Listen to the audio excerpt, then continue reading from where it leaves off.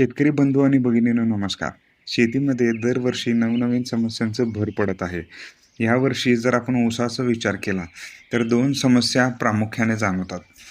पहिली समस्या आहे ती म्हणजे नवीन लागणीमध्ये फुटव्यांची संख्या खूप कमी आहे आणि दुसरी समस्या अशी आहे, की ऊसामध्ये गवतावड रोगाचा प्रादुर्भाव मोठ्या प्रमाणात वाढला आहे आणि तो नियंत्रणात आपणास अडथळे येत आहेत. फुटव्यांच्या कमी संख्येसाठी आपण जेटा मोडू शकतो. जर एक शिवडी ऊस असेल, तर ऊसाच्या पानांना अशी गाठ मारू शकतो. शिवाय इथे आपण जीवाणू खतांचा वापरही करू शकतो.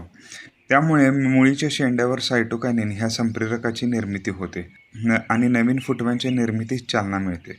दुसरी समस्या आहे ती म्हणजे गवतावड रोगाचा अनियंत्रित प्रादुर्भाव. हा रोग विषाणूजन्य रोग आहे. कोणतीही रासायनिक फवारणी करून आपण ह्यावर नियंत्रण मिळवू शकत नाही. ह्या रोगाचा प्रसार त्रिस्तरीय बेनेमाळ्यातील बियाण्याचा वापर न केल्यामुळे होतो.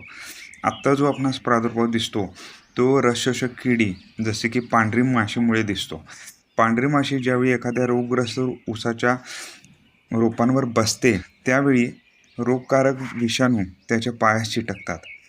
ही माशी ज्यावेळेस निरोगी झाडावर जाऊन शोषण करते, त्यावेळी रोगकारक विषाणू निरोगी रोपांनाही रोगग्रस्त करतात.